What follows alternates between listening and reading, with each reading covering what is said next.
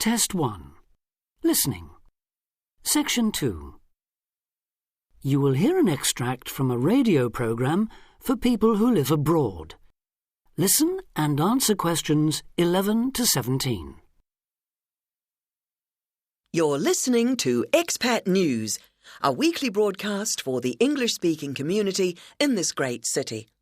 In today's programme, we'll be hearing from Tom O'Hara, who's going to tell us about all those different associations you can join. Tom. Good evening.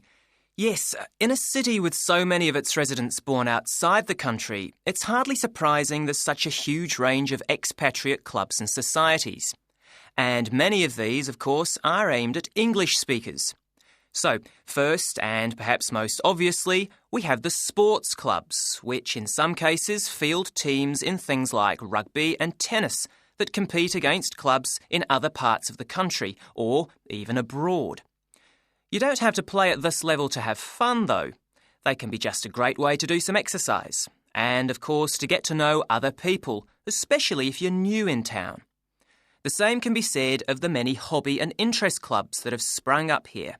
Everything from landscape photography, such as the Viewfinders Club in the Harbour District, or Focus on the Airport Road, to old favourites like stamp collecting. Remember that this country has a long tradition of unusual and perhaps even eccentric societies, so there should be something for everyone. A place where you can meet people of different nationalities with the same social and/or cultural interests as you.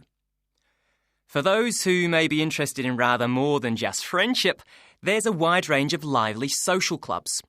Several singles associations organise dancing of various kinds, while for people in a real hurry, there's speed dating, in which everyone talks to everyone else for just 5 minutes.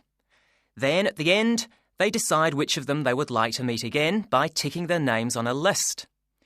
In complete contrast to these are the many religious associations, reflecting the diversity of faith groups present in this multicultural city.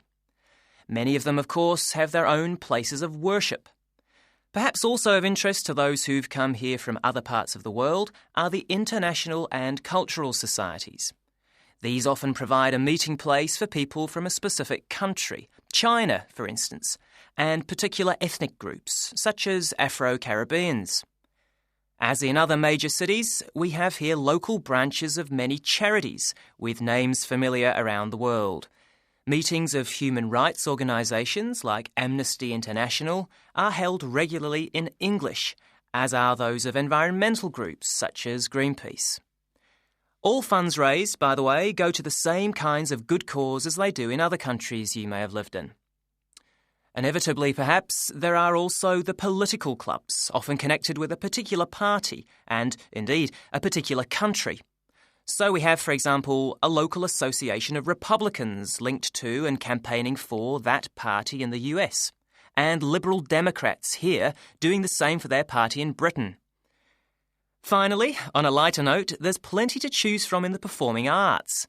Whether you enjoy taking part or just watching and listening, you can take your pick from a whole range of groups.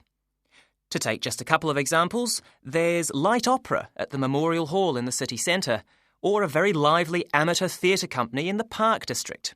In summer, they give open-air performances of Shakespeare plays, free of charge.